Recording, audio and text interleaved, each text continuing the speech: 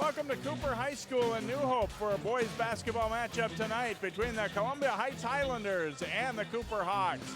Hi, I'm Jay Wilcox along with Ryan Collins, a former Cooper basketball and football player. And Ryan, a tough start on the record-wise for Cooper at 0-4, but when you look at who they've played, every team they've played has been in the top 10, and so they've definitely been tested, and they're looking to break out here tonight. Yeah, I mean, when you have Maple Grove, Eden Prairie, St. Paul Johnson, teams like that are ranked, that's a tough way to start your schedule. They've played a couple of them pretty tough, especially Maple Grove in that first game, a 2-point loss in that one. Meanwhile, for Columbia Heights, kind of the same story. They are off to a 1-3 start, but nobody doubts that they have some ability on their club. Like Cooper, not a real big team, but a team that can get out and run a lot, and it really should be in a pretty exciting game. Yeah, when I'm looking at warm-ups, there are a ton of athletes out on this court, and it's going to be a lot of fun to watch. Talk about key players to keep an eye on in tonight's game. First of all, for the Highlanders, Montre Scott, let's just say you have to guard the three-point line against him. He had 9 3-pointers and 43 points in a game against Fond du Lac Ojibwe. That was their one win. They scored 88 points in that one, and has the green light. If he's open, he's going to let it rip. And for Cooper, they've got obviously a few good players on their team too. Teron Pickford's a guy that they're going to look at as a key contributor tonight. Yeah, he's an athlete that can run up and down the floor. He can score at will. I mean, he scored 32 against St. Paul Johnson, and he's averaging 17.5 points a game. So pretty impressive. Now, both of these teams formerly in the North Suburban Conference, and now in the Metro West for Cooper and in the Tri-Metro for Columbia Heights. They split 2 matchups last year. I think this is kind of one of those old rivalries that's not a league rivalry anymore, but the way they match up, I think both these teams would like to continue playing each other too. Yeah, I'm sure, and they really look very similar as far as the team goes, and it'll be great to see how it unfolds tonight. All right, the Highlanders and the Hawks. Cooper looking for its first win of the season here tonight. We'll tip off in just a moment here. Boys basketball action on 12 Sports.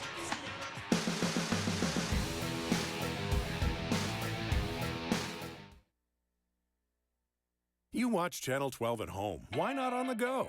Channel 12 is online at 12.tv. Watch on your phone, on your tablet. Channel 12 is your local source wherever you go. Just log on to 12.tv. Check out our videos, subscribe to our YouTube channel, follow us on Twitter, like us on Facebook, and even watch live events via live stream. So don't wait. Stay up to date with Channel 12 and 12.tv, your local source. So, I'm kind of new here, but I've noticed a trend. My human does this funny thing where she goes around and gets all my toys, and then she hides them in that basket by the door. But it's always the same basket, and it's always in the same place. And then she acts so surprised when I find them, but, she's putting them in the same basket. Again. It's like, hello, that's where you put it last time. You were the worst at hide and go seek.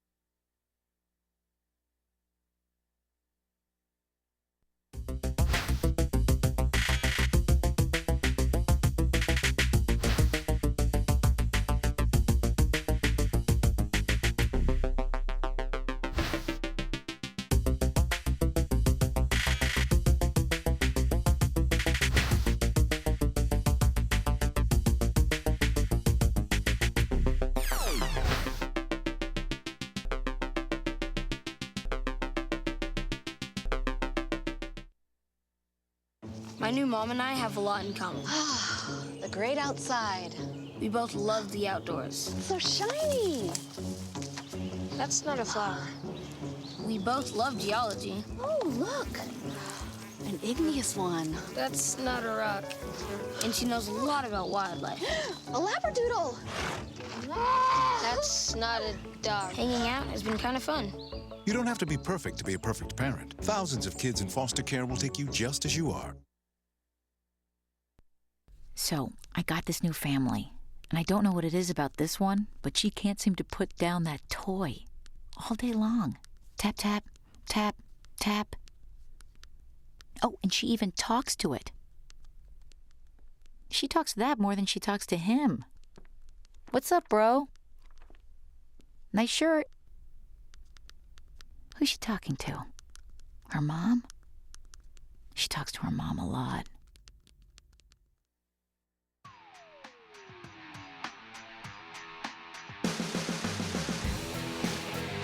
welcome back here to Cooper as we get set to tip off this boys game. The Cooper girls beat Columbia Heights in the first of a doubleheader here this evening, and both teams for boys won on their home court last year when they played each other. And there is a look at our starting units for these two teams. For Troy Russell and the Highlanders, got Scott, Tack Anui, Dixon, and Jarrett Baptiste. And for the Hawks, Jackson, Edwards, Pickford, Newburn, and Eagle.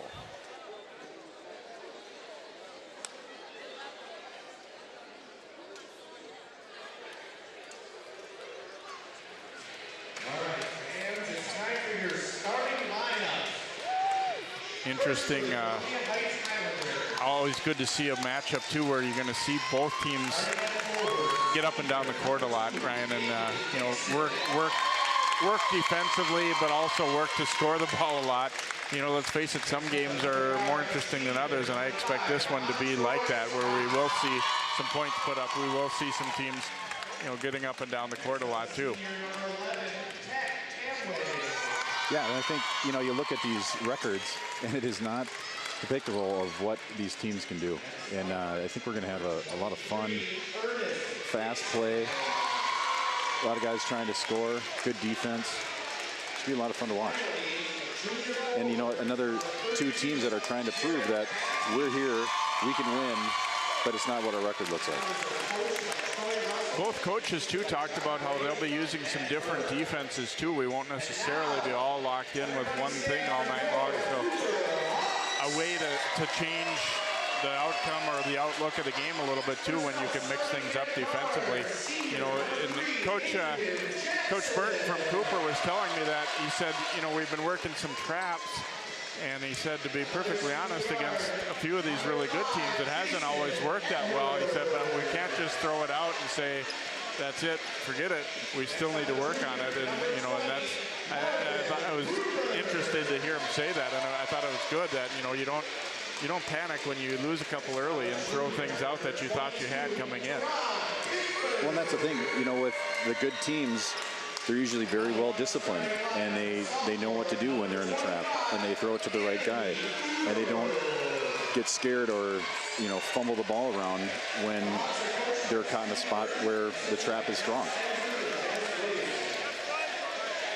A lot of these players on these teams know each other too. Of course, there's so much AAU ball being played, and a lot of them cross paths away from the high school ranks too. So they're little bragging rights on the line when you know some of the guys on the other team too.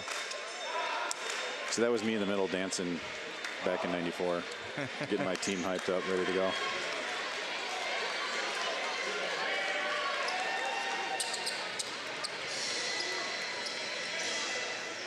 You would have stood out as a giant here on this court here tonight. There's not really anybody that you would call a post player true center on both of these teams, but that certainly doesn't mean they're not capable of, you know, doing some things, getting some things done offensively and defensively inside. Yeah, I'm looking in both of the huddles, and I can't figure out who the five is. Who's the center? Melvin Newburn will jump it up for Cooper as he goes up against Ernest Dixon. Tip controlled by the Hawks, and we are underway.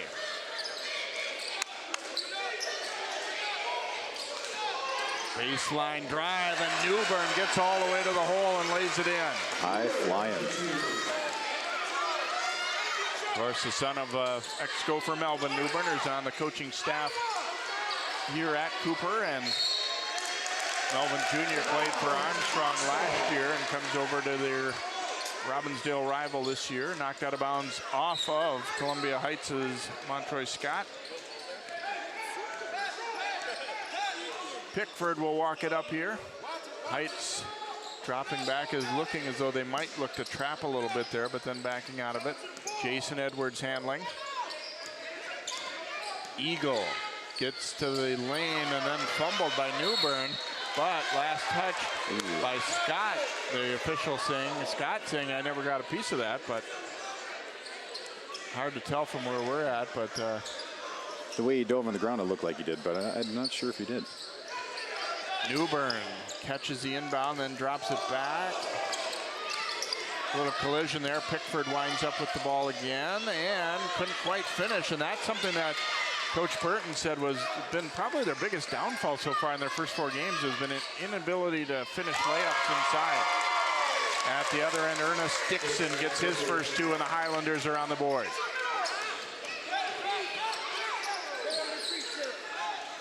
Throw over the top, and nice then over pass to Newbern. It's going to be a blocking call on Heights. He was almost positioned, but good call by the refs.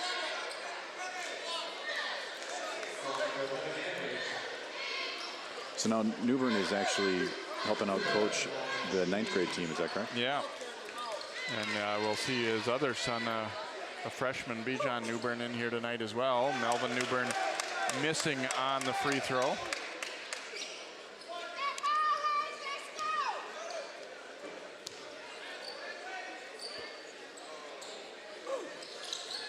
And he goes 1 for 2, so Newbern has all 3 of the Cooper points. They lead 3-2, and here they come with full court pressure. Across, and here's Scott lining up a 3, short with that one. Nice board in traffic though, and Jarrett Baptiste puts it back. Heights up by 1. Heights did a great job moving the ball around and just breaking that press. We'll get a foul call on Baptiste as they almost had the trap locked on Adrian Jackson there. There is a look at the Highlanders coach, Troy Russell. Been a veteran coach, coached at a lot of places around the Twin Cities.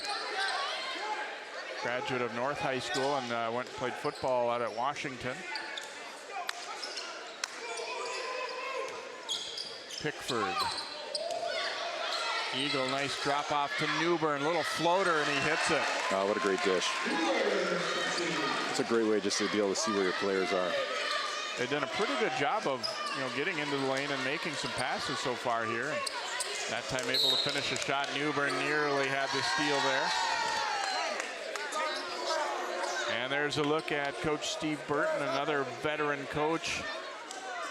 Been in the Cooper building for 8 years now, 3rd year as head coach. Subbing in for the Highlanders, Rodney Jones. Rodney is 6'5", junior.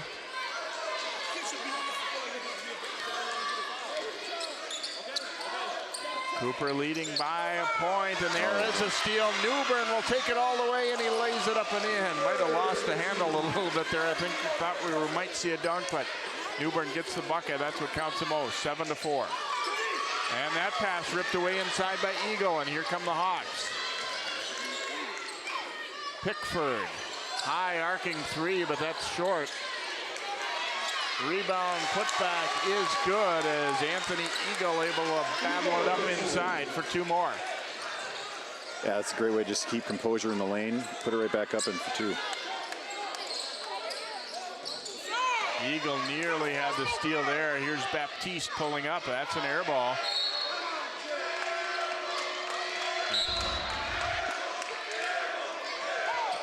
Another look at that steal by Newbern as he got the hand out in front of it. Kind of looked like he was stumbling a little bit there, but he gets the layup to go. And maybe thought he was he got there a little bit faster than he knew. Kadeem Thomas, number 15, is checked in here for Columbia Heights. Yeah, you can tell Cooper's playing with a lot of passion on defense, really getting into the passing lanes.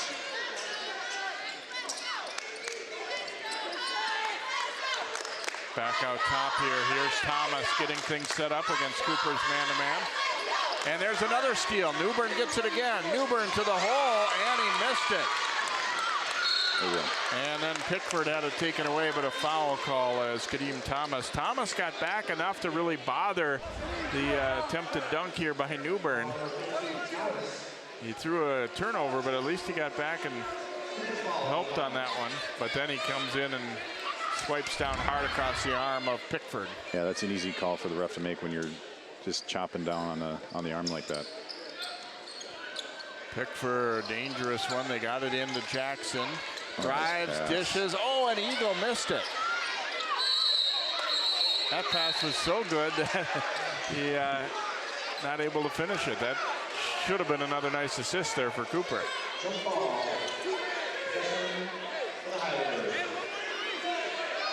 Yeah, Cooper's doing a great job of getting in the passing lanes on defense and seeing the open man down on the offensive side. Inbounded to David Dixon. Cooper backing it off now. They'll just pick up man-to-man around half court. And Pickford got into the body a little bit too much, they say there, of Tenzin Kalsang, who's checked in.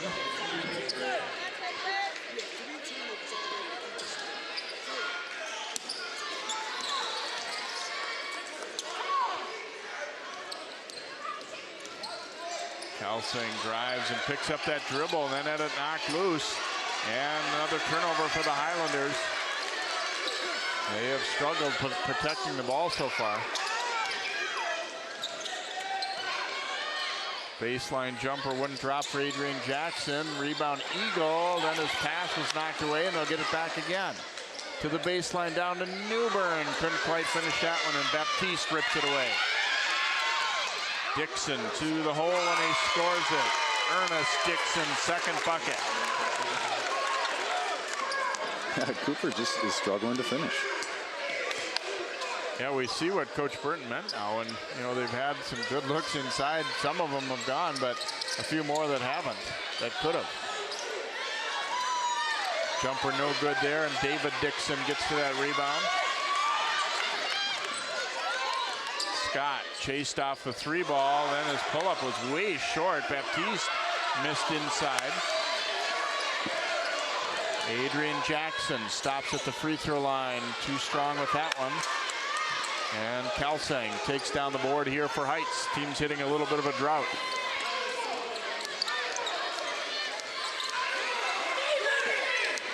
Pickford, boy, had to be getting close to a 5 count and then a steal anyway. They go right side, no good on the shot, but free throws upcoming as Ernest Dixon will be called for the body foul there. Jackson will be heading to the free throw line.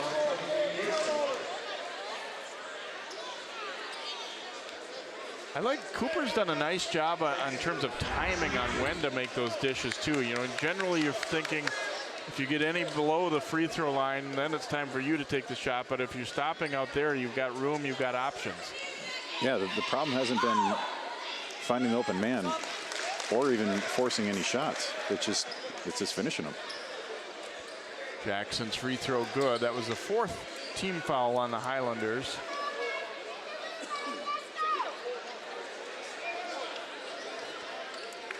For Cooper, it's been missing some relatively easy shots. For Heights, it's definitely been the turnovers that have been their downfall.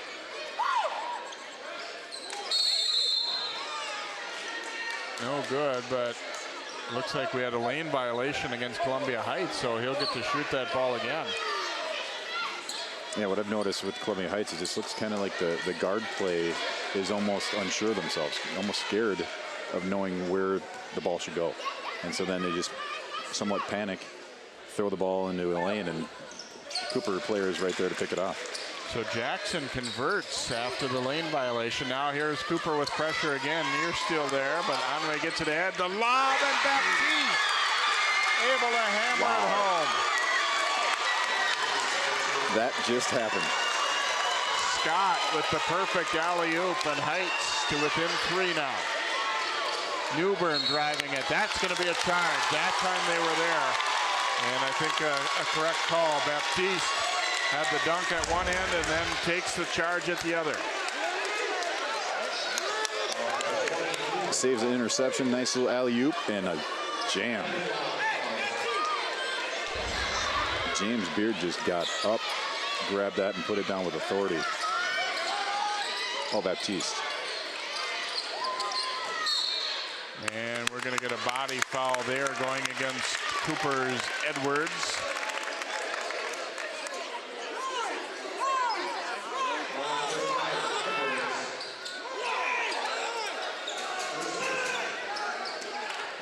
Scott will inbound.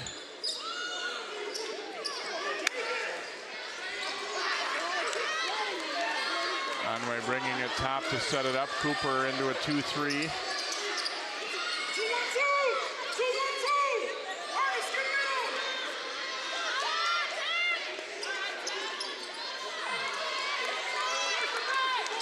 Here's what I was talking about, that little change things up a little bit. If nothing else, you slow the other team, make them think a little bit about what they want to do or need to do. Right. Scott lining up a three, no good. There's Baptiste skying for the rebound. It was knocked loose, gets it right back, and he'll go to the free throw line. And now it's Coach Burton's turn to get on his guys a little bit, saying, how about you block him out there? Don't let him get that, whatever, 38, 40-inch vertical going. Well, and that's the problem, though, too, with the zone. You know, you set up in a 2-1-2. And when you're a man-to-man, it's easy to find your guy, box him out, and it's done. But when you're in a zone, now you got to be able to figure out, okay, who's my closest guy? I got to get in front of him. I got to box him out, put a hip on him. And that's the problem with the zone. Baptiste hits the free throw here, and Columbia Heights to within 2 points now at 11-9.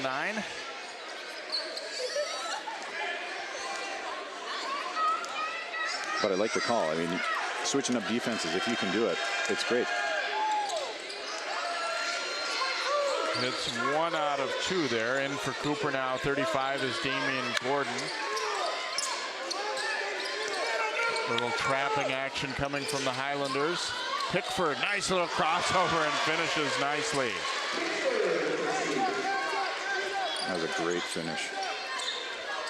And it was a crossover with a purpose to get somewhere too. Sometimes you'll see guys that, you know, kind of yo-yoing it without really making, you know, breaking anybody down. But it was a great job of that last dribble is what got him that layup. Yeah, and to know exactly where your defender is and his height.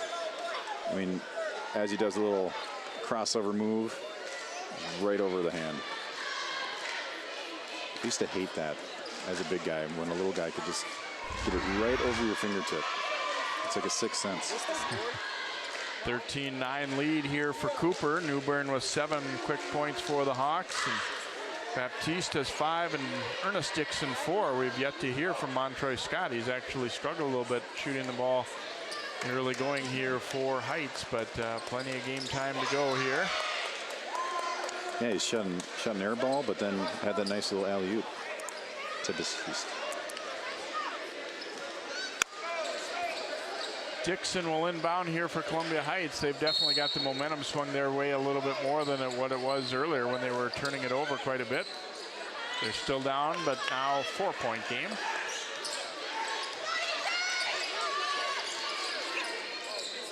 Scott looked into Baptiste. Now they do go into him here. He's surrounded, but he's going to turn, rise up, and shoot that one.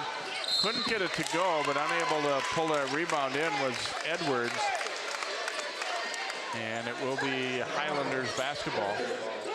Seemed like we spent a lot of time at the other end of the court at the beginning of the game, and now it's been mostly Highlanders basketball down here. Right. But then, you know, I think Columbia Heights is trying to figure out who wants to pick it up and lead this game. Scott gonna keep on firing. Didn't get it to go though. Here's Dixon, the rebound. He was fouled. And that will be on Damian Gordon, I believe, from behind. Looked like he got him on the side of the head. And so free throws coming here for Heights.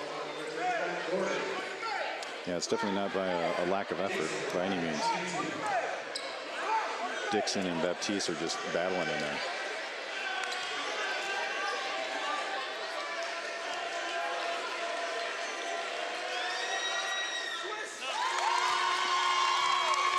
Free throw is good. Kalsang coming back into the Highlanders lineup.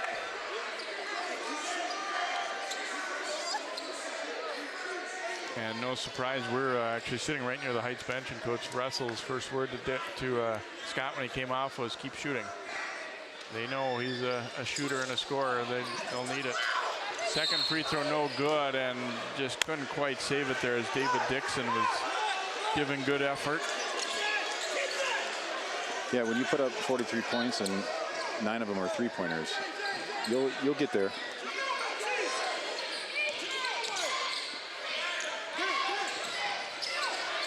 Pull-up jumper wouldn't drop that time for James Beard, who's come in. And now a chance to run for Heights. Dixon going to drive it on the baseline, and a blocking foul was called as trying to get over and cut him off was Edwards, but he was just a half step late. Yeah, it was a nice little move. A little out of control, I think. I think he got helped out a little bit there by getting fouled, but nice move. Yeah, he was going to run out of space there along the backboard, I think. But definitely the foul helped to push him that way. Dixon's free throw, no good. Rodney Jones comes back into the Heights lineup. Newbern back in for Cooper. I was just starting to think he was a lot of their early offense, and he'd been sitting a little bit, probably because of those 2 fouls, you know, fairly early on. You don't want to have him unavailable down the stretch. But now they see that the game hasn't really been going so well of late for them, so he's back in there. Three-pointer won't drop. It's going to be Cooper basketball, as Gordon's 3 was short on the rim, and trying to pull that one in was Jones, but he couldn't do it, and it was off his hands. He felt he was fouled from behind there, I think, but the official didn't see it that way. And Gordon had a great look at the bucket right there. And that pass is going to get away. It's an over and back against Cooper.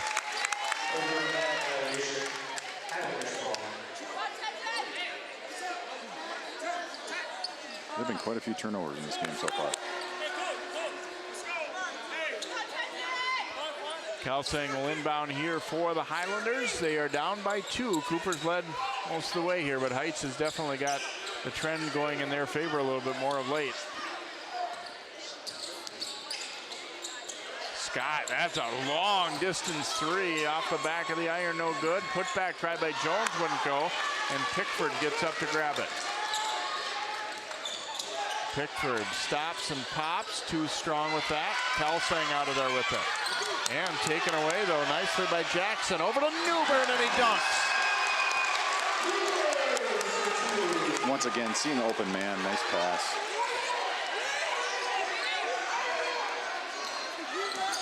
Four-point lead. Newbern with those long arms got a piece of it.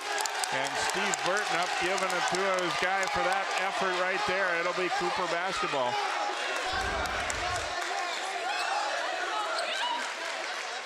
Nice step in there to steal it by Jackson, and then looking ahead to his teammate. And I give a little credit to the official too there for not assuming a foul there when there really wasn't one. He stepped right in front of him and it looked awkward, but I don't think he really, I mean, we were 2 feet away from it. I don't think it was a foul. No, I think it was a good call too. Or a good no call, I should say. And that time the 3 is good. Damian Gordon liked that side a little better as he knocks it down. And Cooper getting a little rhythm back. They lead by 7 now at 18-11.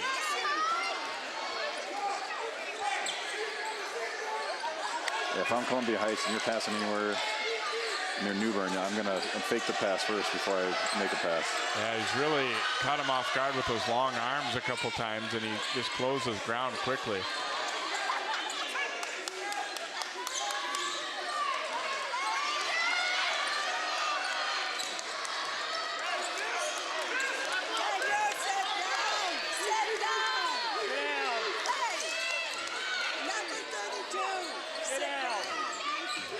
Ball tipped away, and here's another steal.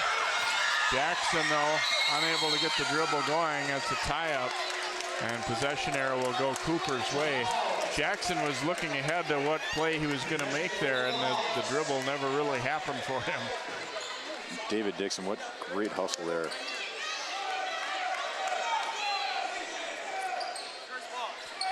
Jackson giving it in to Pickford. Heights looking to spring a trap on him immediately, but he gets around it and then dishes over to the weak side. Newbern, though, had that one blocked. Baptiste getting up. Dixon for Scott. It was tipped. Now Baptiste will give it back to Scott. Open for 3, and then he hits. He's been cold to start, but Cooper better hope he doesn't heat up. Good extra pass, too. You couldn't have faulted Baptiste at all if he'd shot that ball, but he saw Scott even more open. Baptiste, great hustle there. He is giving it up to try for that steal. Well, then here you go. Nice dish. Scott lines it up nicely. He's not fading away. He's not defended. Pure shooters, that's what the ones are going to hit. 18-14. They'll inbound backcourt to Newbern, and he hands it over here to Jason Edwards. Here comes the trap, but Scott kicked the ball. You know, and then just the whole sports psychology about it. You know, playing games in your head. You miss 3, 4, 5 shots, and then you're like, I can't even make a basket. Way across court, Newbern looking to slice in, pulls up baseline, no good. His putback won't go. Hawks get it right back again, and a foul, and free throws coming for Damian Gordon. Both teams at times have had trouble blocking the other out, and looks like volleyball up on the offensive boards. And I think there's a lid on that hoop for Cooper. Foul went against Scott. That's his first, team foul number 5. And Gordon gets a pair here. He hits the first. But the hustle that the Cooper Hawks are, they're just getting after it and going after the ball. And Gordon makes a pair now.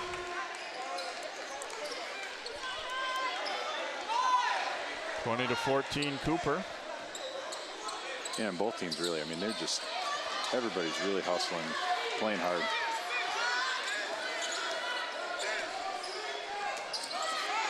Near steal there, but here's Dixon slicing through.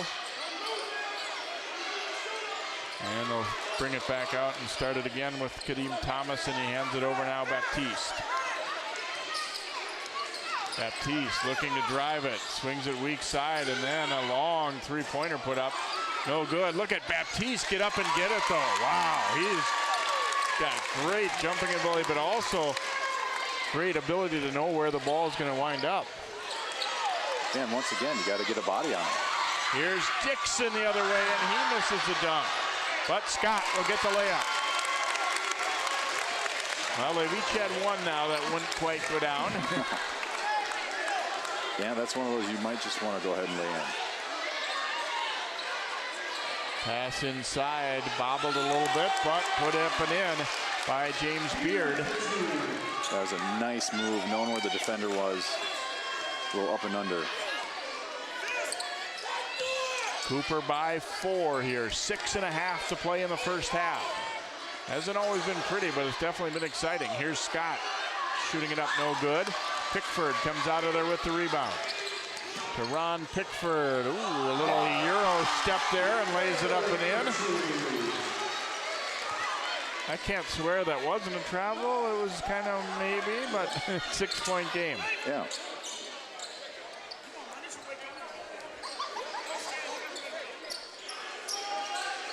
Scott looking to throw over the top to Baptiste. Oh, what a great block by Beard. Got on top of the ball. That was nice and clean, too. Pickford the other way. Score it. Pickford will get the hoop and one. Now they're dropping. Great concentration there by Pickford to finish that one, despite the foul on Jones. Nice block. Beard just took it right out of his hands. And then the finish. Well, he did such a nice job of, taking the contact with his body, but keeping the ball away from the defender, so he still had room to lay it up off the glass and in.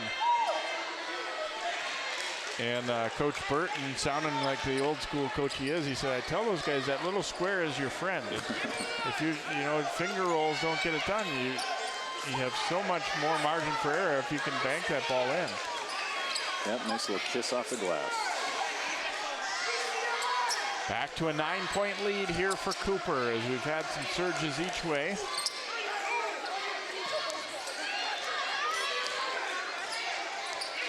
Hawks in a man-to-man, but looking to be aggressive and jump in the passing lane whenever possible. Here's Dixon. Got away with the walk, and we didn't get away with the walk. They called it. I was already calling it for him. Yeah, it just seems to me that they're waiting for Scott to get open. Jackson, the alley-oop. Oh, and a great play by Newbern. That's his right hand, and he's a lefty.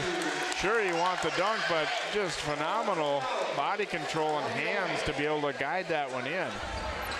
Yeah, pass is just a little bit off. Like, oh, what great hands, soft hands to finish it. 29-18 Hawks Up by 11. Yeah, it is getting hot in here. Got a fan waving them off here. Kids are running up and down the court, playing hard, hustling.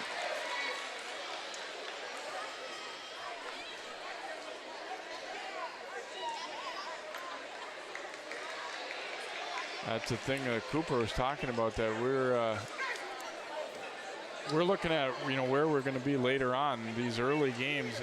The only part about that is you start to get, you know, any high school athlete, if you don't want to get down if you're losing early like that. You want to realize, okay, those were good teams. We did learn some things, as long as you're still.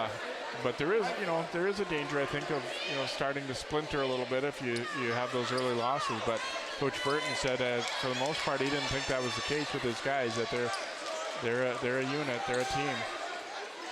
Well, and for Cooper, the great thing for them to fall back on is they lost to some really good teams. And if they can truly believe that and know to stick together and know to stick to the game plan, they'll be just fine.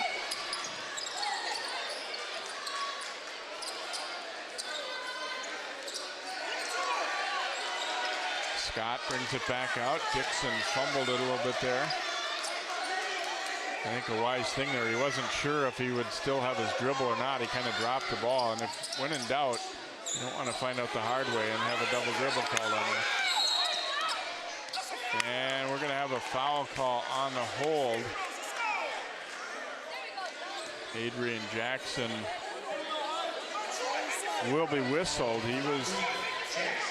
And Coach Burton discussing it and gets the answer. You know, Coach Jackson is getting up on him, but I think using the arm bar a little bit too much is what they're saying. And it's going to be David Dixon shooting free throws here. And Cooper's really spreading it out, really guarding the guard play out by the three-point line, and they haven't had a chance, Columbia Heights, really to get the ball in the lane much. Yeah, most of the time they have, it's been on putbacks. With Baptiste sailing up there near the rim. And Dixon airballs that free throw. I think Cooper's glad now that they corrected her. Initially, somebody else was going to the line. So here comes Heights, three-quarter court trap. Now they're going to back off. Pickford back out to Newbern.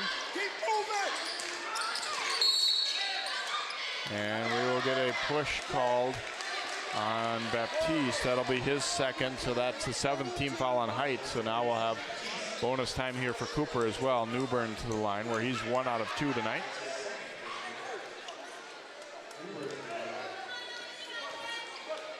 And when you're behind 1-on-1s, it's a little bit of a dagger. Especially when you're doing that and hitting the first one.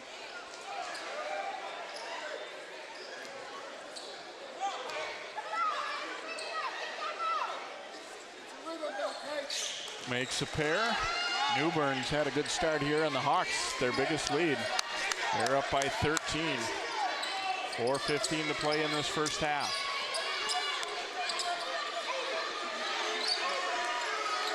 Scott. Cut off there. Now got it inside. A foul before the shot. Heights would have probably rather had the field goal there, but they'll take the foul as Dixon was held as he was spinning to try and get a shot away there. That'll be Adrian Jackson whistled for the foul.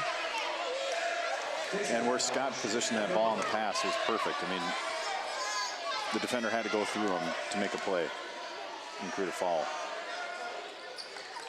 Dixon this time hits after last time hitting nothing but air as he knocks down that free throw.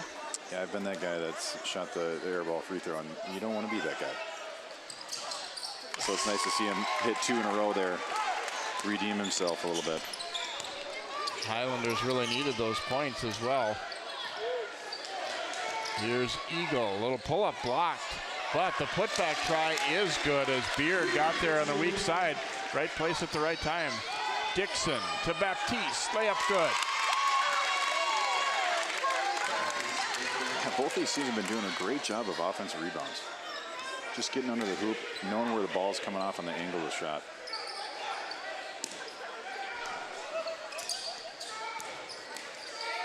On the drive, wouldn't go, but Edwards will shoot free throws. Just a little hesitation dribble, and oh, that's going to be number 3 on Baptiste. That is going to not be good for Columbia Heights' cause.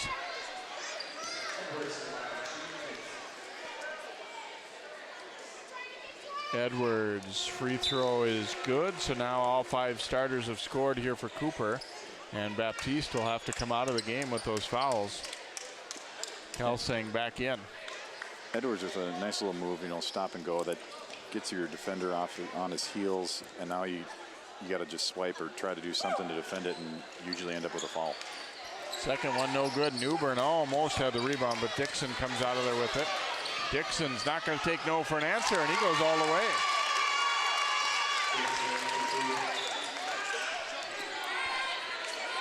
That's a 10-point lead. Great move by Dixon. I mean, like he was a receiver trying to get space on the edge of the line.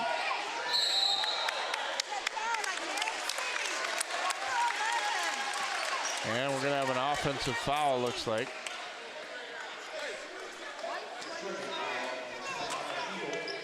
Yeah, Eagle will be called for the charge.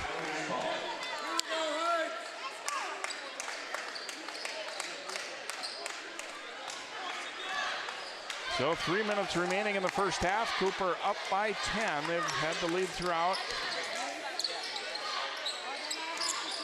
Dixon attacking, draws the foul, and he will shoot free throws. And it looks like, especially after Baptiste went out, that Dixon realizes, you know, if we're going to get some things done inside, it's probably going to be me. And he's looked very aggressive and attacking.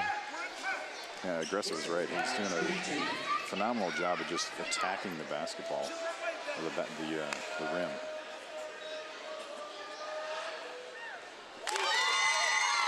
Dixon's free throw is good. He has 9 points already here in this first half, and the lead is 9 for Cooper.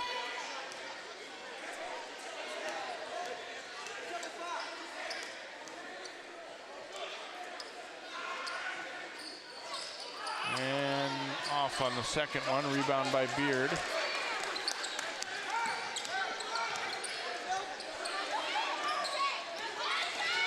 Pickford handing it over to Newbern. Edwards across to Pickford as they'll reset. Pickford back out. Edwards for 3, and it's good. Great movement. Find the open guy again. Puts it down. At the other end, Heights looking to answer, and Kelsang does exactly that. Well, you see when you do these shooting drills in practice, they're coming in rhythm like that, and both those last 2 shots were just perfectly set up by the dribbler. Yeah, nothing forced. Nice follow through. Great pass. Eagle over to Newbern, lays it up and in. Eagle's played a good game here. I mean, it's 2 points is what he's got, but I think he's done a lot of good things for the Hawks.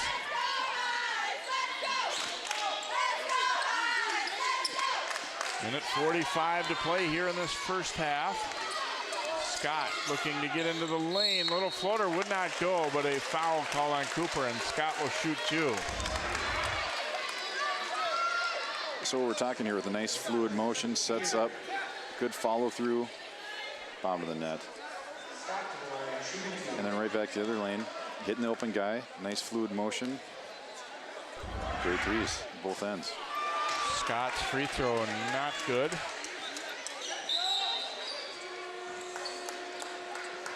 Fouls getting to be a little bit of an issue. Obviously Baptiste with 3, the biggest one, but Cooper's got a lot of guys with 2.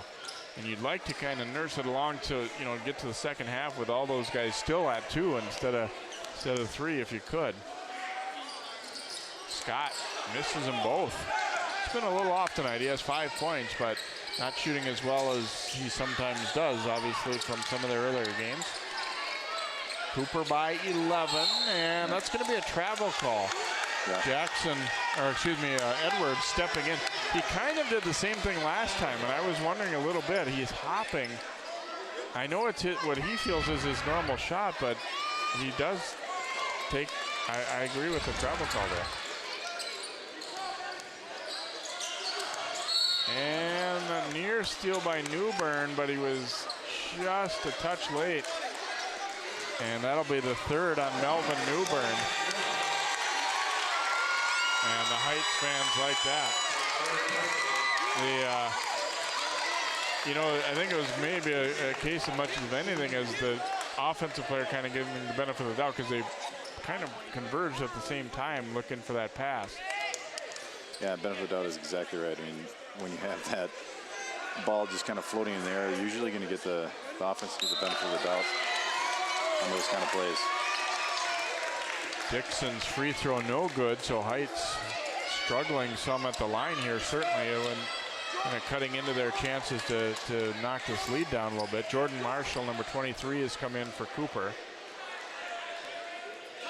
And I think that's in large part because of that foul situation, obviously, as Newbern goes out. Another free throw miss there. Rebound putback won't go there for Gordon. To the floor they go, and we'll get a tie-up, and this time it'll go to Heights. Yeah, I don't know if that's exactly what coach wants. I mean, you're up. I mean, even though it's an open three, work the ball around a little bit, get a good shot.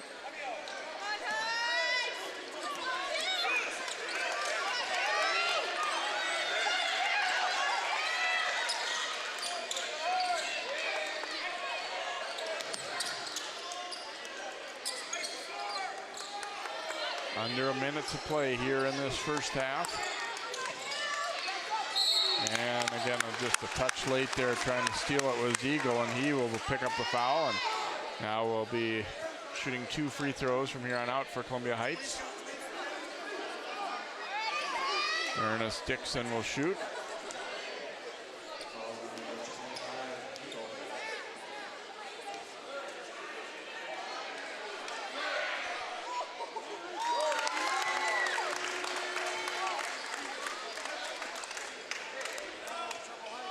John Newbern, number 10, checking in here for Cooper.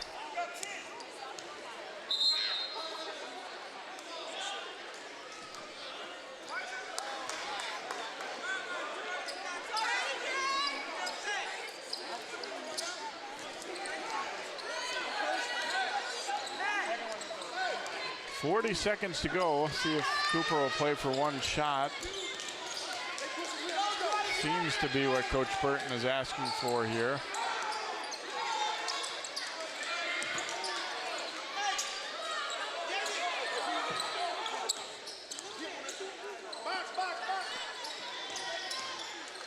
Edwards across to Pickford.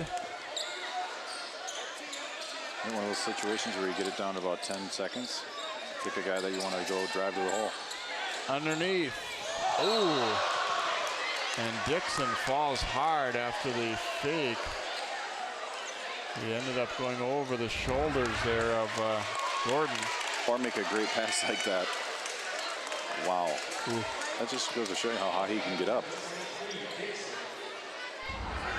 Second foul on Dixon. Gordon will go to the free throw line. Yeah, not too many times you get fouled by somebody's feet.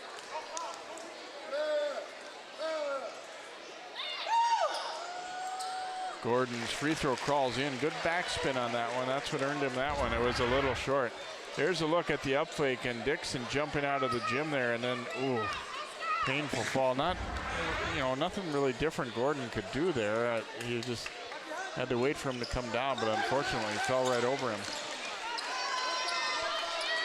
Yeah, I don't think I've ever tried to block a shot with my knee. Scott, one last try, wouldn't go. Dixon flying in, trying for the rebound. But we have reached halftime here, and a good first half for the Hawks as they look for their first win of the year. Cooper, 41, Columbia Heights, 29. We'll be back with more of our live coverage of high school basketball here on 12 Sports.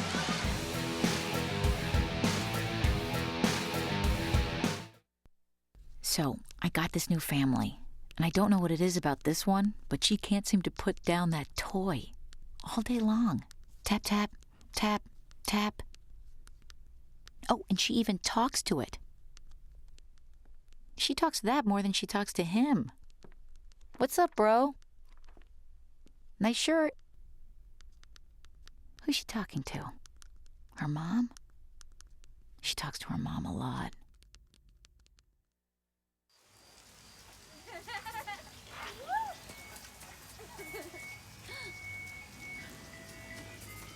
Mom, can we get some ice cream? Please, Mom, please. No, we're having dinner soon.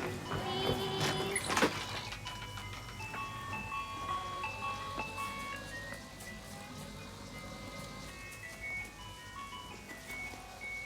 You don't have to be perfect to be a perfect parent.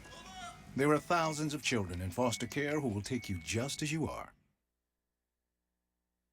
Michael Adams? Here. Michael Adams? Here. Michael Adams.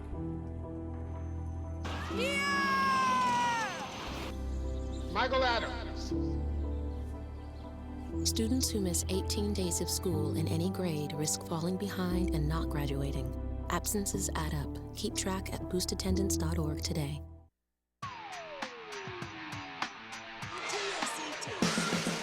Cooper leading Columbia Heights at halftime here. This one by a score of 41-29. Well, it was a good football season for the Hawks this past fall in their first year in the Metro West Conference, and some good football all around the Northwest suburbs this fall. And of course, in our Sports Jam show, we named all area offense and defense. And here's a look at our 2014 football offense with John Jacobson. We've loaded up our backfield with plenty of guys who can help us move the chains.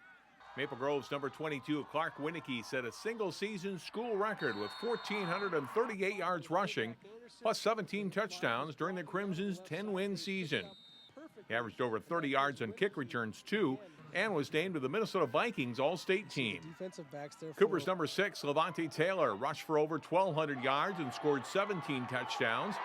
Which Willie Howard calls him the Darren Sproles of high school football, with all of the tangibles to be an all-state player.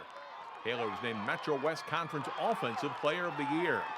Patino Grace's Kez Flomo rushed the Eagles to the Prep Bowl in his senior year, carrying the ball more than 260 times for over 1,700 yards and 19 touchdowns.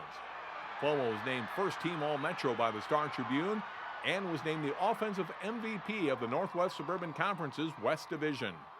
Osseo's number 22, Prince Krua, missed 2.5 of the Orioles' 11 games this fall, yet still rushed for 1,265 yards. Krua ran for over 200 yards 3 games in a row in midseason and found the end zone 14 times. He was all Northwest Suburban Conference. Number 36, Ryan Richardson, was a punishing runner for a Lions team which lost just 1 game all season.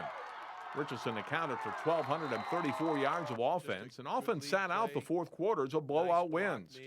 He also doubles as our team's punter, averaging 39 yards a kick this fall. Our quarterback is Hopkins senior number 13, Tyler Lee. He took over as the Royal starter early in the season and led the team to its best record in 4 years. A player who could make things happen with either his arm or legs, Lee threw for 1,366 yards and 13 touchdowns against some good defenses. He also rushed for 3 scores for the much-improved Royals. The receivers include Park Center's number 12, Amani Hooker. The junior caught 34 passes for 702 yards, nearly 21 yards a catch, and 8 touchdowns. Hooker also ran for 208 yards and 2 scores, and returned 2 kicks for touchdowns for the 5-5 Pirates. Champlin Park's number 1, Marty Hill, was one of the Northwest Suburban Conference's leading receivers in 2014. The senior caught 45 passes, averaging 14.5 yards a catch. Hill scored 4 touchdowns for the Rebels and was named All-Conference. Hopkins' number 7, Bill Atkins, was a big-time playmaker for the Royals this season.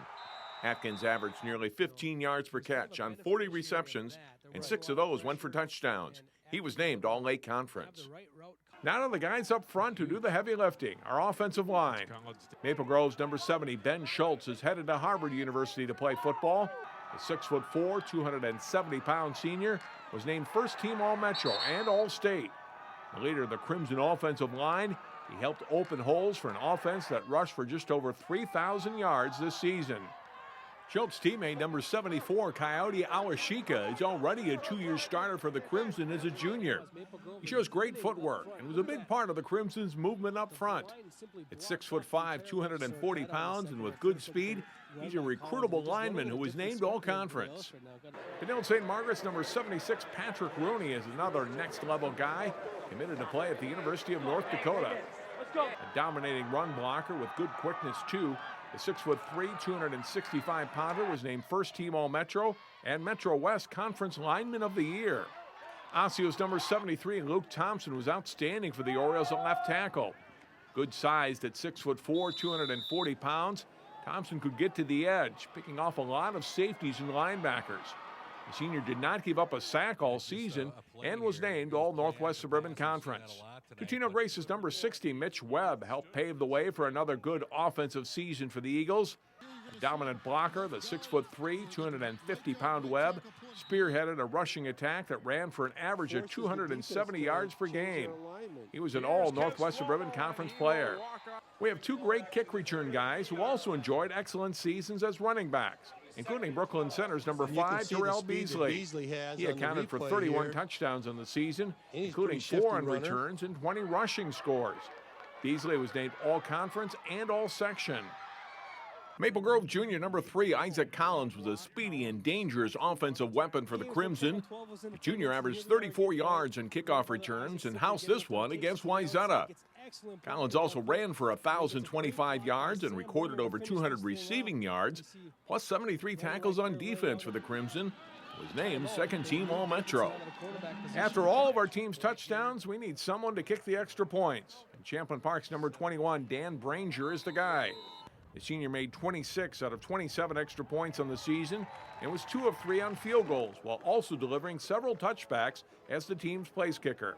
There's a lot of talent here. It's the 2014 Sports Jam offense.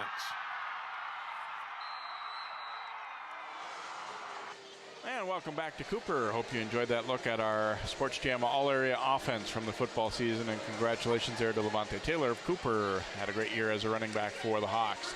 We'll come back with our first half highlights and then the second half of basketball here from Cooper High School. The Hawks looking for their first win of the season. They lead Columbia Heights by 12 at the break.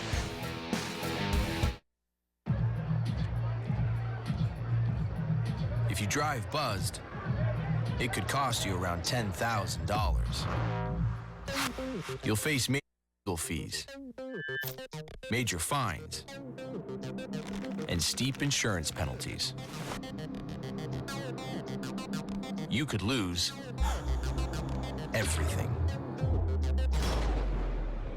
Buzzed, busted, and broke. Because buzz driving is drunk driving. You watch Channel 12 at home. Why not on the go? Channel 12 is online at 12.tv.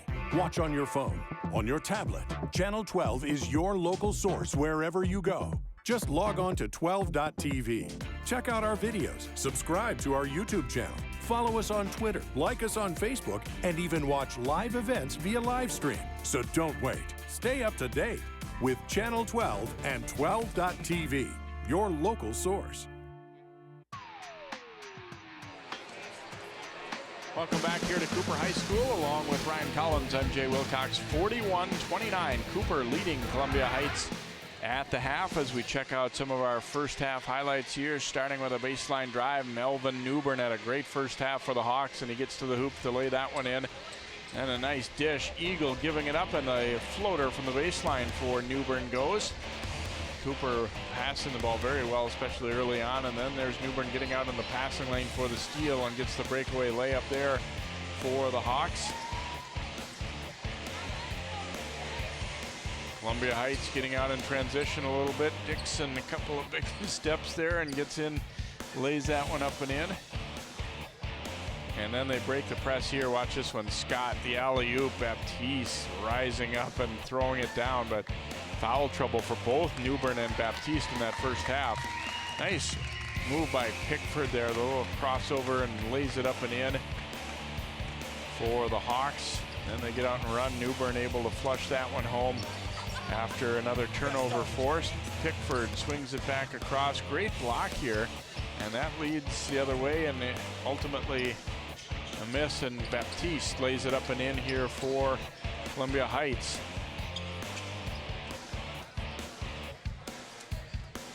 And here's a lob at the other end that Newbern able to guide in with the right hand. So Ernest Dixon with 10, Baptiste with 9, Scott a little off shooting at 5, Newbern 15, Pickford 7, and Damian Gordon 7 for Cooper. So the team's making their way back out onto the court, and we are set for second half action here at Cooper basketball to begin it. And here we go with half number 2. Edwards giving it back out to Pickford, trying to identify the defense here. Columbia Heights has looked to work that trap. For the most part, Cooper's handled it fairly well. Newbern driving it. Pull up by Edwards is good for 2. Edwards getting to a spot he liked and rises up and drills the jumper.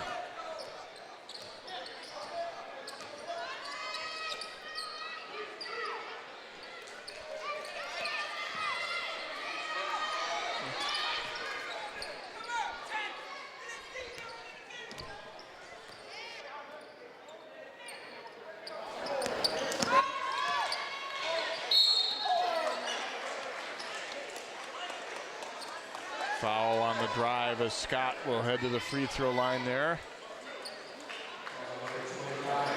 That'll be on Anthony Eagle. That is his third. So Newbern had 3 in that first half, and Baptiste had 3 for Columbia Heights. So definitely a concern for both of those teams there.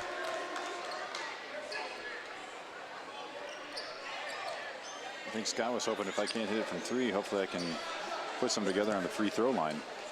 But this is the first one there. Yeah, he's 0 for 3 at the line.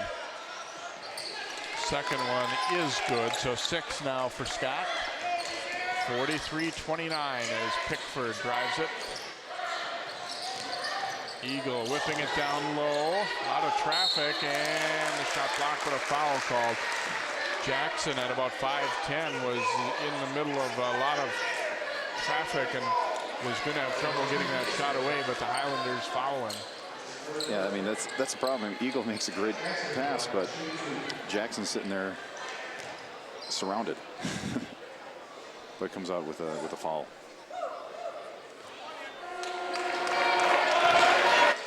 Free throw not good for Jackson. Baptiste will check back in, and even though we're early in the half, it looks like they're trying to see if they can work with substitutions and maybe keep him out of there at the defensive end a little bit to avoid getting any more fouls. Second one is good now for Jackson. 44-30 Cooper lead. Scott whipping it inside. Dixon had it ripped away. And then David Dixon trying to get it back, and he and Pickford tie it up. Great hustle on both sides of the ball there. Columbia Heights will get it on the alternating possession here. Scott will inbound it.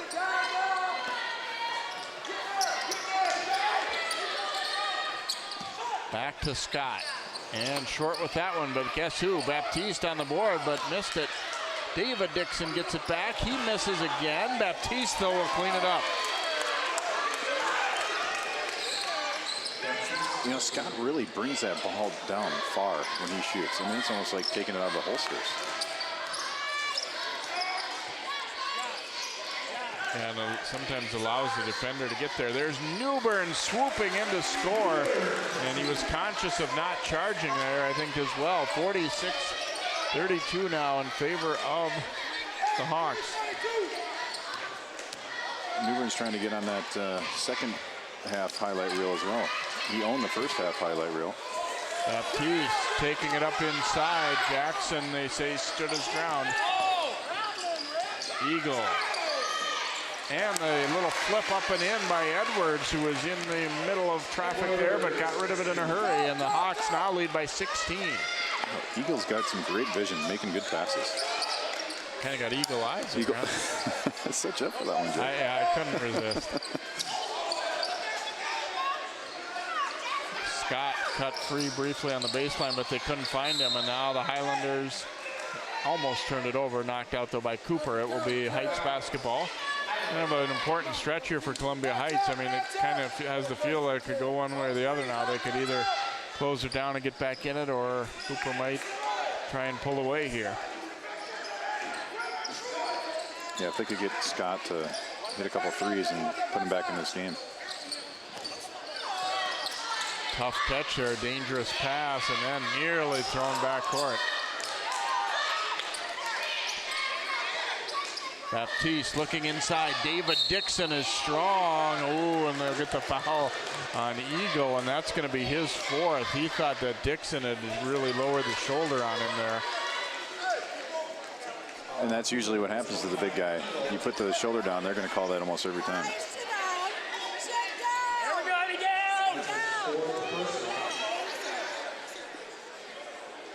So Eagle's going to have to check out with that fourth foul. Kind of an unfortunate one there, but at the same time, you take that. Dixon almost airballed another one there. Watch Dixon at the end here, really lower. Yeah. The official's explaining to Coach Burton, and I know what he's saying, but I think it was definitely an offensive foul. Through my eyes, being a big post guy, to me, that's just playing basketball.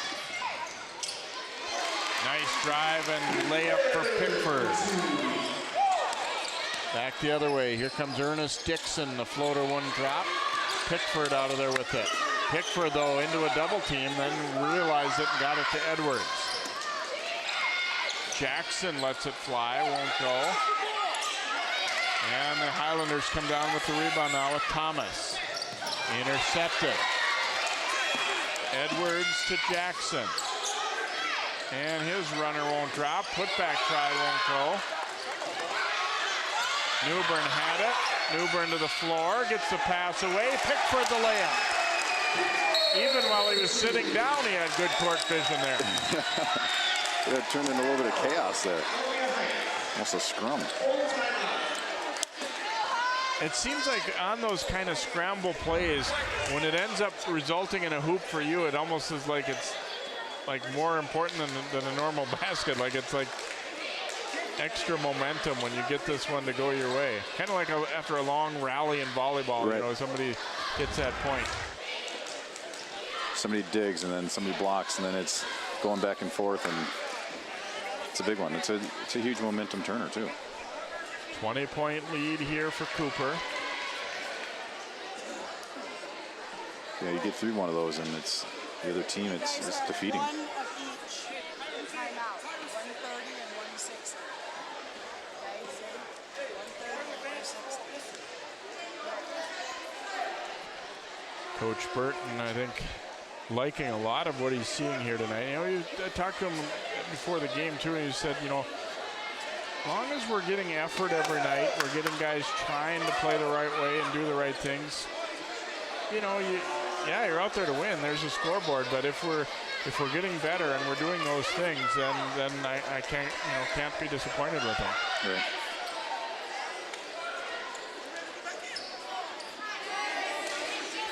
Columbia Heights basketball here as David Dixon will inbound in the backcourt.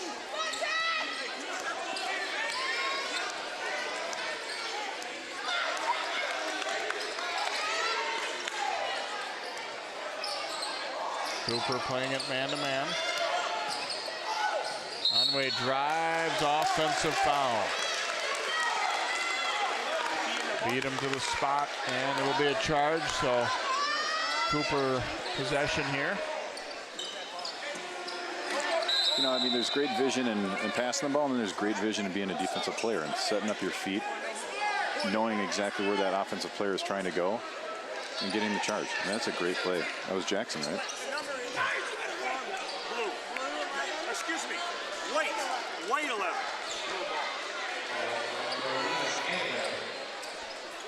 Both teams making some substitutions here.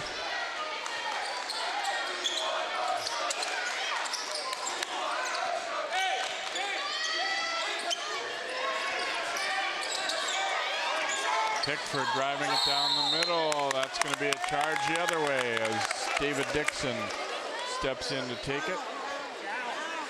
Yeah, it's kind of the same idea there. I mean, he saw the player coming out of control, sets his feet. It's a great play. Good defense. And here he is, just a little bit out of control, can't stop himself. Dixon plants his feet. Great defense. Good call. Besides being in good position there, I like the way Dixon took that charge too, because there's a lot of times where guys are in position, but they do something right at the end that kind of makes the official think the other way, whether it be lean into the guy or turn your shoulder at him a little bit, and he just kind of stood there and accepted that contact. Yeah, well, you know, too, when you're look like more of the stronger guy out there, you're going to be able to do that kind of stuff too. Good point. 20-point deficit for Heights as they try and get some things going. Baptiste is back in there, looking to post up.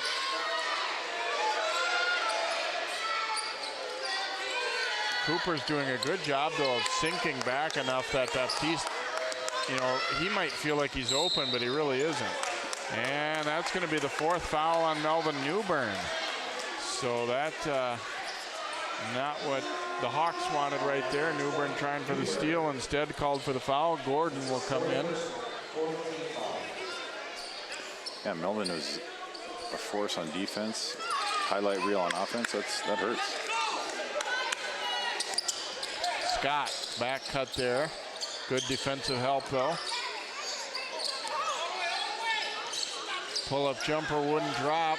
In traffic and almost coming down with it was Gordon, but he couldn't quite squeeze it.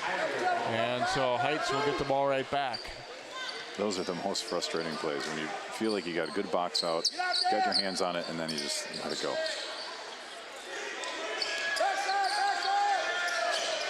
Scott went around the screen, then went around it again. Then we're going to get a foul underneath against Columbia Heights. And it's going to be big David Dixon there, throwing his muscle around a little bit. Just clearing out some space. Yeah, he's shown he's good at doing that.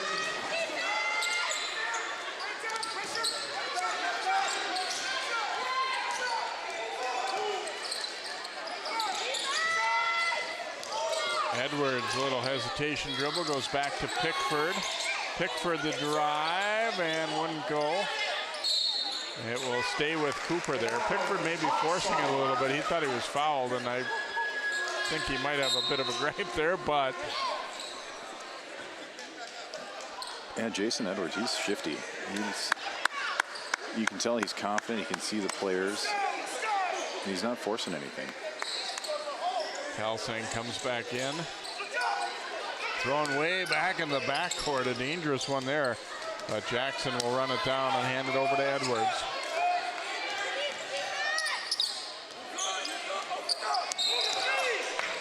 And we get a foul called out on the drive.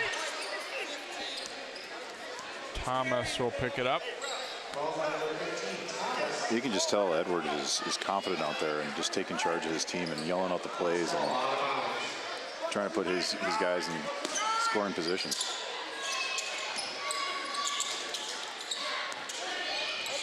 Inbound to Gordon, now back out to Pickford. Good defensive help there by Dixon, and then the steal by Thomas. Thomas had it knocked away. It'll be Columbia Heights ball as he tried to go up for the shot. Jason Edwards cut in front of him and stripped it. That's smart. You know, most defenders are thinking that the block shot has to go above the rim, and if you can get your hand in there and disrupt it right away, it's a great play. Scott, a long three, but that's an air ball. You know, as a shooter, that's one of those things where now you're trying to force something and hoping it gets in instead of believing that you can shoot. 12 minutes to play, still a 20-point Cooper lead. The scoring pace is slowed here early in the second half now. Pickford driving, and he is fouled, and will shoot two.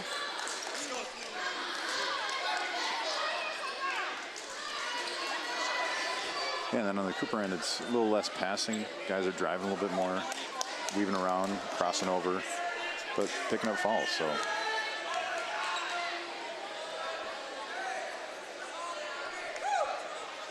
Pickford's free throw is good.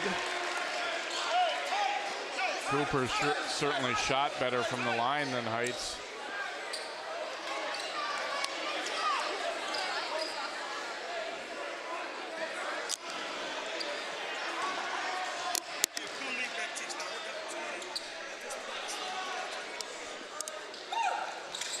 And the second free throw also good, and Coach Russell saying, we need Baptiste. We can't just keep subbing him in and out right now. We're down 20. Let's just roll the dice with him playing, I think. And they come into Jarrett right here. Turns around, scores it. He has 13 on the night. And then a quick steal, but too high off the backboard there for Kadeem Thomas. Edwards, a pull-up. No. Whoa, the tip almost went. Then the second one is good by Pickford. Gordon almost had a spectacular follow-up there, but then Pickford was right behind him and put it in. Yeah, he got above everybody else. Thomas will launch a three, and it's good. First basket for Kadeem Thomas. There's still enough time left at Heights that, you know, got an opportunity to at least get back in this one. Yeah, that's good to see for a player too, where, you know, Thomas throws one up the last time down, then hits a nice three here. Cooper's spacing right now is not especially good, and it almost results in a turnover, and it will. You know, that's the thing, is you're the pure shooter. You have a chance to set up, get your feet right, get comfortable. Nice follow through, great shot.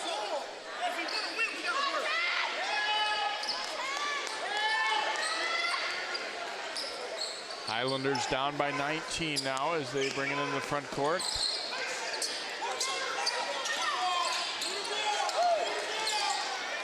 Baptiste comes out to the wing to get it. Ernest Dixon trying to look inside. And near steal there for Edwards. Thomas will take another three. Same spot, same result. Once again, had time to set his feet. Great looking shot. You know, usually being down 16 doesn't excite you, but they're making a little run here. And there's a miss, and Baptiste rebounds. But he throws it right to Pickford. Offensive foul call here on Gordon, and then a couple more guys hit the deck. Another look at Thomas. Very similar to his last spot. Cooper takes a timeout. I think it's a good one. They've started to look a little disjointed here, especially now that, you know, Newbern's gone out with that fourth foul too. And yeah, they've still got a 16-point lead, but they haven't gotten really too many good looks of late.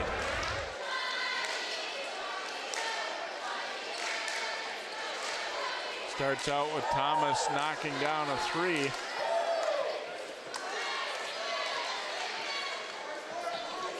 And then Cooper, quick shot, take and miss. Baptiste grabs it, give it right back, but then a charge call right there, and a pretty good call. Dixon was definitely set. Let's hope he didn't get hurt. They're really both those guys who went down. Yeah, it was clearly a charge, but Dixon may have sold it a little bit too much for his own good.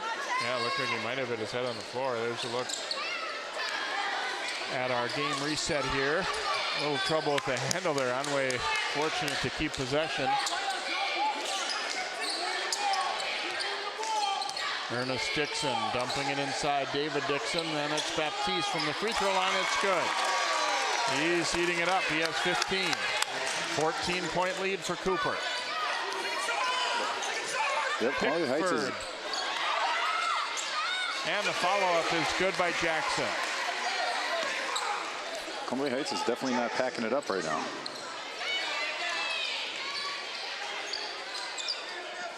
Thomas giving it up. Baseline, Baptiste missed it. He gets it right back. Missed again, but he was fouled. Baptiste headed to the free throw line here. He gets off the floor so quickly. Yeah, it's quick, explosive, and he's getting up higher than everybody else on the floor.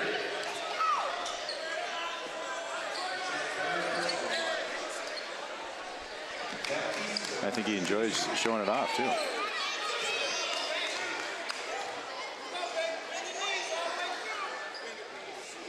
Free throw not good that time.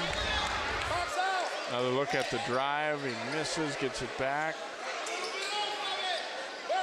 And is fouled on the second one.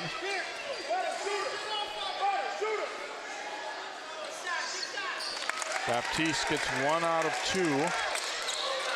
It's a 15-point game.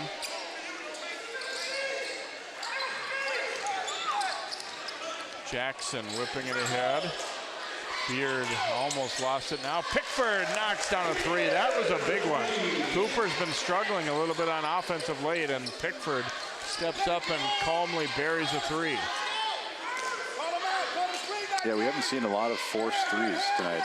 Guys have been able to step into their shots. And we'll get a reach-in foul on Edwards there. Be his third. And there you go. Look at that. Steps right into his 3. Nice follow through. Good shot.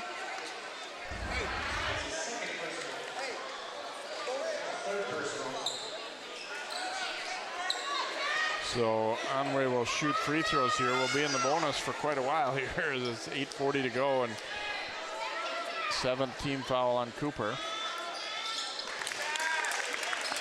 First point there for Anway.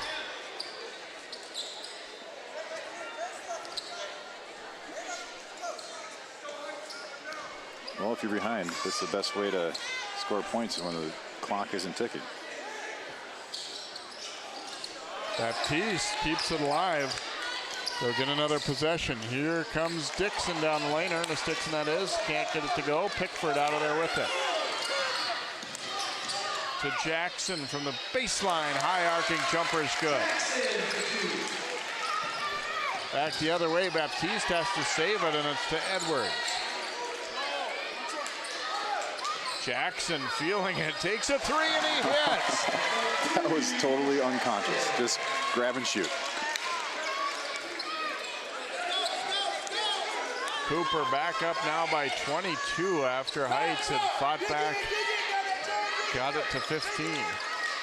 And there's a steal by Pickford. Pickford, layup is good. Timeout, Columbia Heights. Pickford, 13 points in this half, 20 in the game. There's a look at Jackson. As Ryan said, that one was going up with full confidence. Didn't even think about it. And then Pickford with a great finish. Coach Burton was telling me before the game too. He said, you know, to make baskets, you have to shoot, and don't worry about if it's a good shot or not. I'll let you know if it isn't a good shot. I was never told that I took a bad shot, though, Dre, so I don't know what that really means. They just said anything outside the lane, Ryan. No, no, no. Here's our next basketball telecast coming up for you. A girls game on Tuesday night. Osseo and Champlain Park. A couple of teams that look pretty good. This should be definitely a good matchup.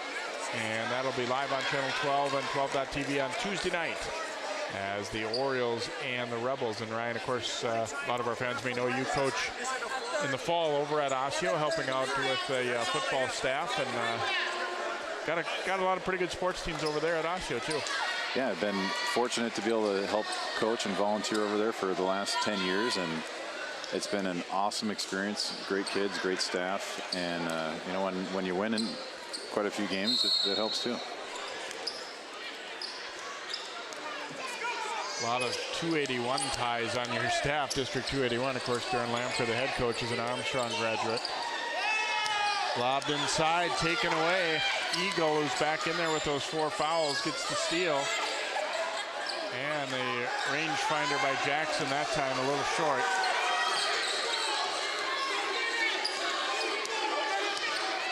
Scott driving and scoring.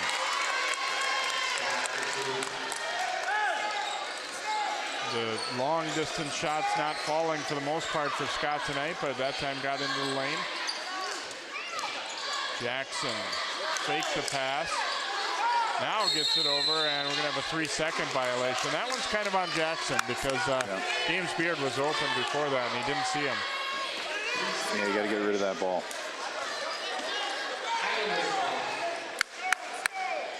Jackson said that was my bad, and that's an overlooked thing, I think, is how you have to have a short memory too. You accept that, okay, that play I didn't make a good decision, but wipe the slate clean and keep going after it. Don't pout. There's the steal by Pickford.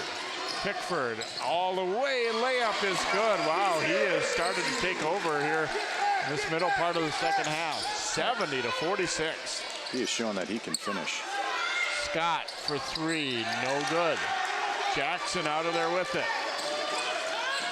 And the lane opens up and Jackson says, why not? I'm going to take it all the way. They backed away.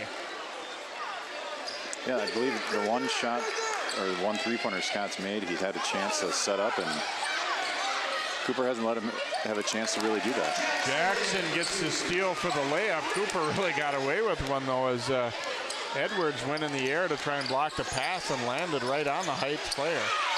Now Newbern tipping it free. Newbern to the hoop. Layup good and one. Great body control. Being able to just bend his body enough, get the foul, lay it in. Great play. And here he is looking at the defender, avoiding it enough to be able to get that ball into the hoop. Thomas, I think, felt like he just cut in front of him and didn't hit him, but hard to tell from that angle anyway. But Newbern finishes it. Boy, Cooper has just jumped, for, wasn't that long ago that it seemed like they were kind of struggling, and Heights had a lot of momentum going their way, but boy, not anymore. Well, Newbern made that look really nice and easy, but to contort your body like that when you're up already in the air to avoid a foul, it's athletic. Rodney Jones will inbound here for Columbia Heights.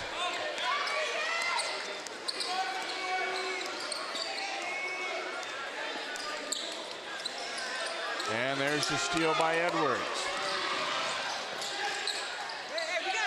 Back out to Jackson.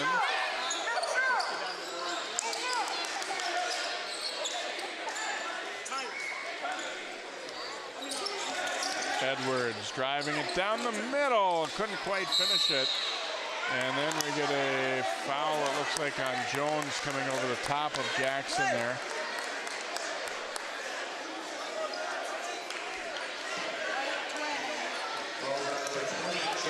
Jones will get his second foul.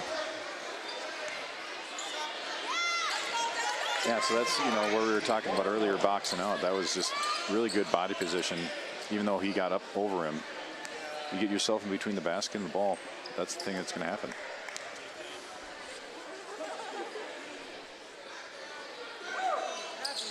Jackson's free throw is good. He's had a very strong second half as well. 13 points in this half, 15 on the night. And that's where, the good rebounders not necessarily have to be the best jumpers. They just need to know where to position themselves and how to get in between the basket and the player. Well, you look at a guy like, Charles Barkley or Kevin Love, they're not sailing above the rim most of the time. There's Baptiste laying it in. Talk about sailing above the rim now. There's one right there. Jackson going to step back and fire the three. No good. Newbern up high for the board.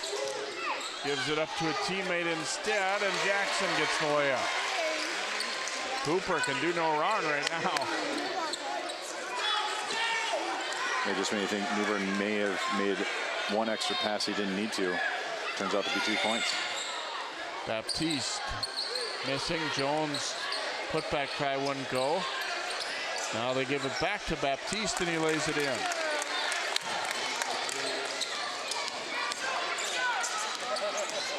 Pickford driving it, kicks it out.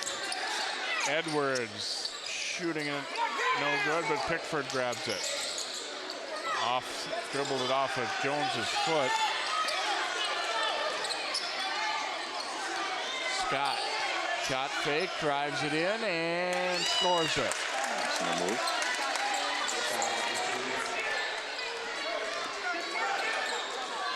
Cooper's going to take a timeout here and make some substitutions here. Full timeout.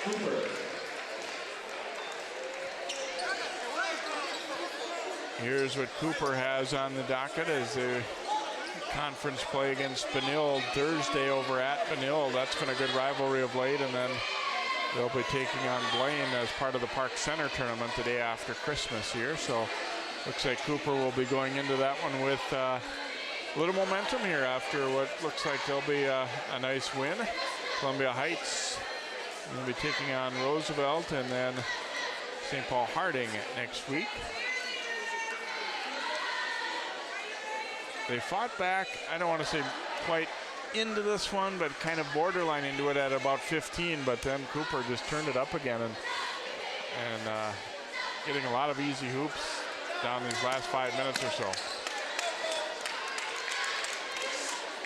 Yeah, Columbia Heights has been playing hard, even though they're down. There's still stuff you can learn from it, you can get better at, even when you're looking at a daunting score like this. So Cooper looks like we'll have 5 fresh players in there as James Nordstrom is in. Also Armani Smith, Dejan Newbern. 30 is Kelvonte Watts.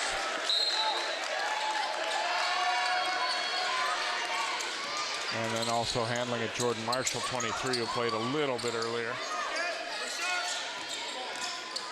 Baseline drive, and there's Marshall with the bucket. Nice soft touch.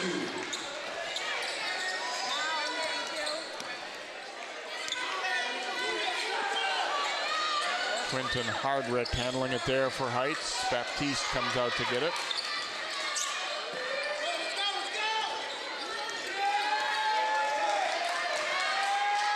And Dante Haley's pass slips through Baptiste. Kadeem Thomas will come back in here for Columbia Heights.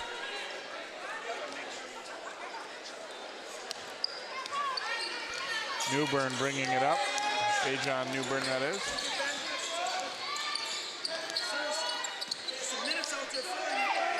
High arcing shot is short from Marshall, and it'll go out of bounds. Columbia Heights basketball. Marshall's still feeling it from that nice little touch layup he had. Hoping to keep the magic going.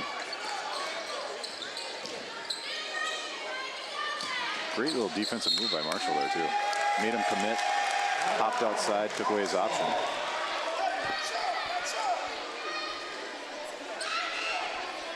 Marshall's a good athlete, good wide receiver for the Hawks.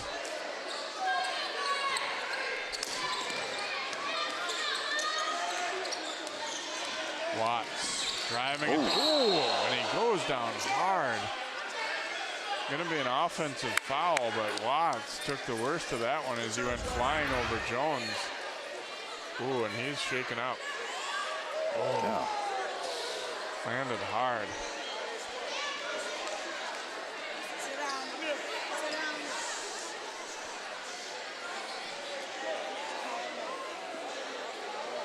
Yeah, he went down on that shoulder pretty darn hard.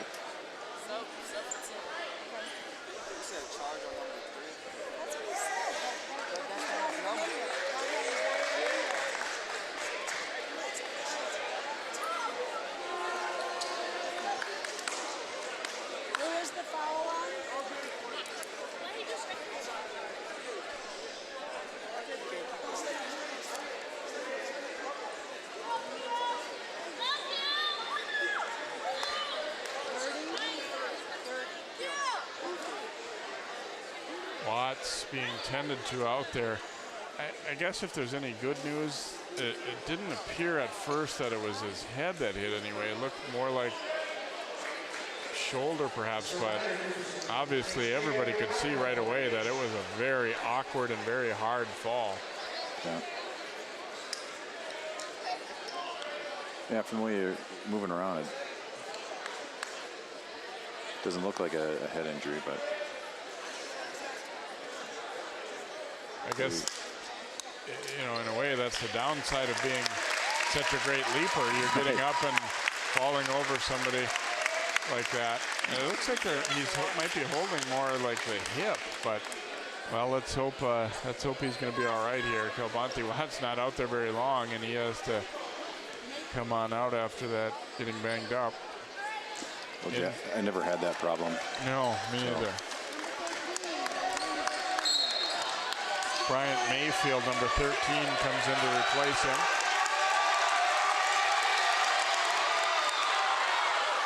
Mayfield runs into a pick. He's not a very big guy. And the three is knocked down by Quentin Hardrick for Heights.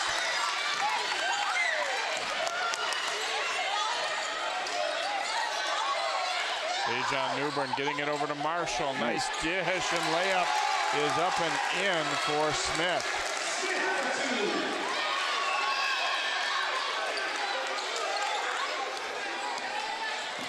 And Scott will get the left-hand layup at the other end.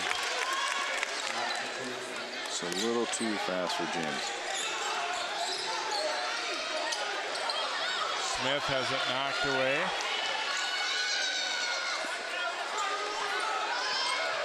Scott, a floater, and he gets it to go. Timeout taken by Cooper here. Some more subs going to make their way in.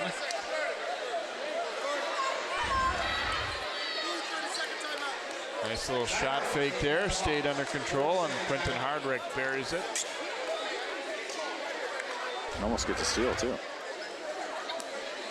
Cooper going to bring in some more new guys here. Garrett Deneur, number 11, 31, Kamau Anderson. I see their first court time here. Well, Jay, it's always fun doing these games, especially coming back to Cooper. And you know, as I'm digging through the Christmas stuff underneath the stairs, I came across a game when we were in the playoffs against Burnsville. And guess who was doing the play-by-play? This is back in '92. Could it be me? You are correct. So, I mean, you look great for 75. I tell you.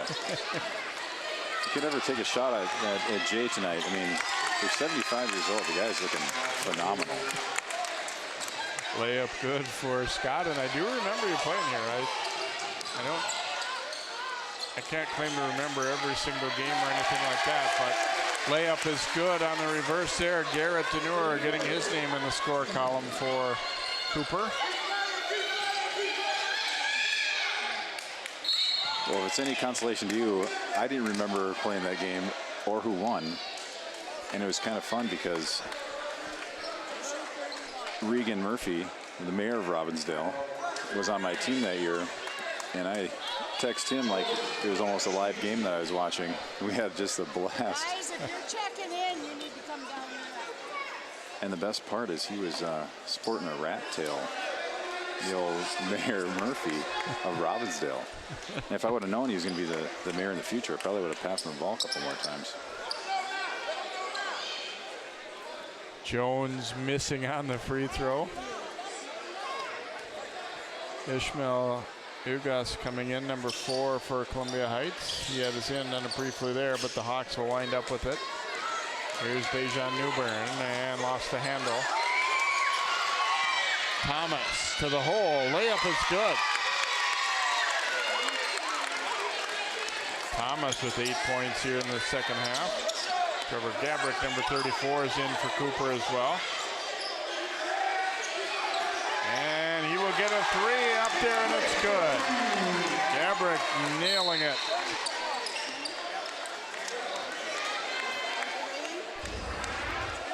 It's always fun coming off the bench, be able to hit a 3 like that. It's a great looking shot. Tell he's excited about it too. Yeah, the pressure's kind of off late in the game, but boy, if you think that, you know, the last minute doesn't matter much, not to the guys who are coming out here, not to their mom and dad in the stands either. They're going after it just as hard as the rest of the game. Right, and it's always fun to see your name in the box score in the paper. So there'll be 3 of them behind his name. Thomas has been lighting it up of late here. He has 9 points now for Heights. In and out with the second one. Anderson whips it to the corner. And the lefty Newbern bears it. Dejan Newbern getting his first bucket. You know, and speaking as a coach, these are important minutes for both sides of the ball because you get a chance to see, you know, possibly what your future is.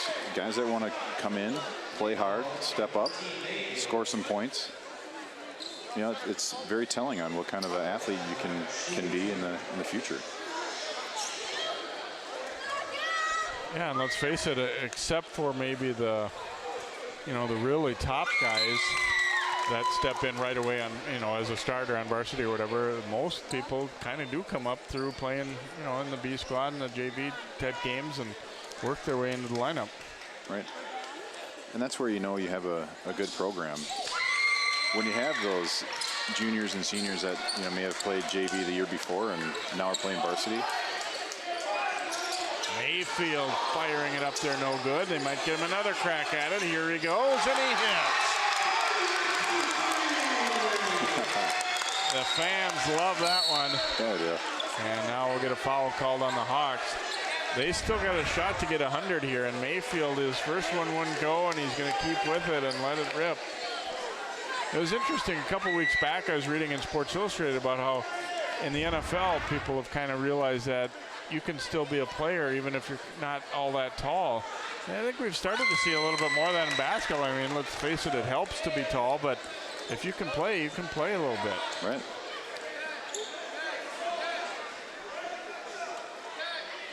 Not so much in my case, but. Hardrick knocks them both down. See if they're going to let Mayfield take another here. I think he'd be more than willing to.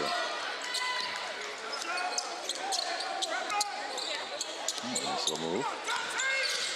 Drive down the lane, and the layup is good. Anderson finishing with a layup for the Hawks. And they will win in style for their first win of the season, 98-68. Not a bad way to get into the win column here tonight, Ryan. They really just pulled away and put the Highlanders away. As a Cooper player, this feels extra good because you come in with 4 losses to good teams, and possibly a team they think you should beat, and they did. So hats off to Cooper. So the Hawks will win it 98-68. We'll come back to wrap things up here from Cooper High School in just a moment as Cooper gets their first victory of the season.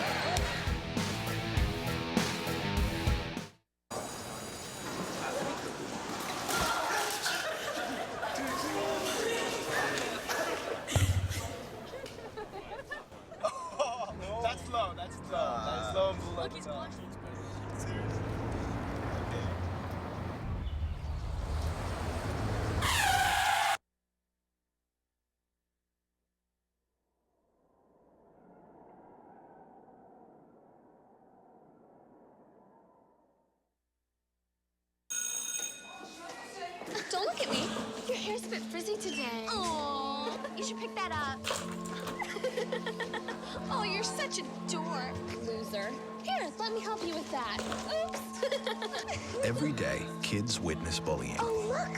Your crush is looking at you. Poor you. They want to help, but don't know how. See, no one here's gonna help you, because no one Teach your kids how to be more than a bystander. Visit stopbullying.gov.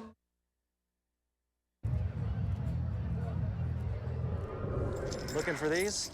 You drive buzzed. Could be one very expensive ride. First, you gotta make bail.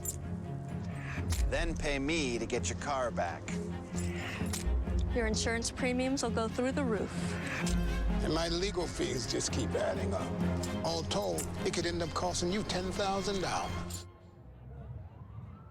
Buzzed, busted, and broke. Because buzz driving is drunk driving.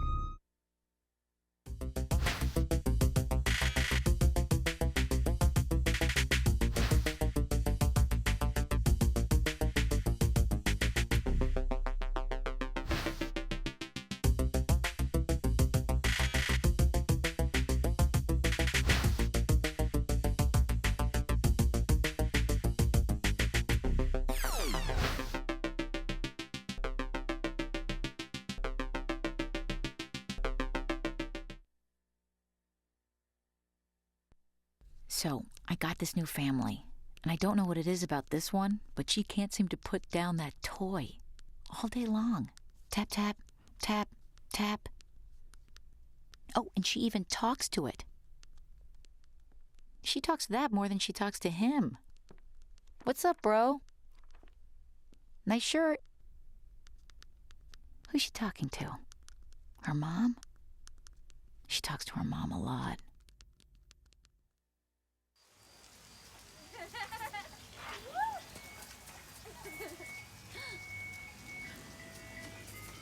Mom, can we get some ice cream? Please, Mom, please. No, we're having dinner soon. Please.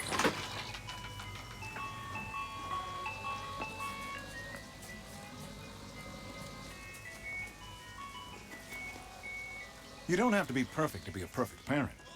There are thousands of children in foster care who will take you just as you are. Michael Adams? Here. Michael Adams? Here. Michael Adams.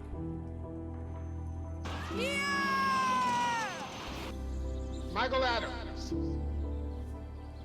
Students who miss 18 days of school in any grade risk falling behind and not graduating. Absences add up. Keep track at boostattendance.org today. Adopting a new pet is a rewarding experience. And shelter pets make super pets. Your new best friend will steal your heart, bring you happiness, and enrich your life for years to come. You can make a difference in the life of an animal. Adopt and bring home a shelter pet today. To find out more, visit theshelterpetproject.org.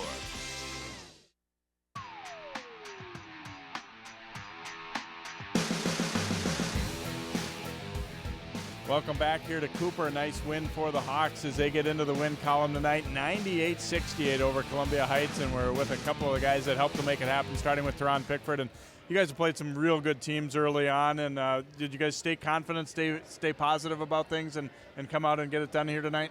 Yeah, coaches told us to stay positive after the 4 games that we went to against some top teams in the state. So to stay good, keep your head up, and everything gonna fall in place.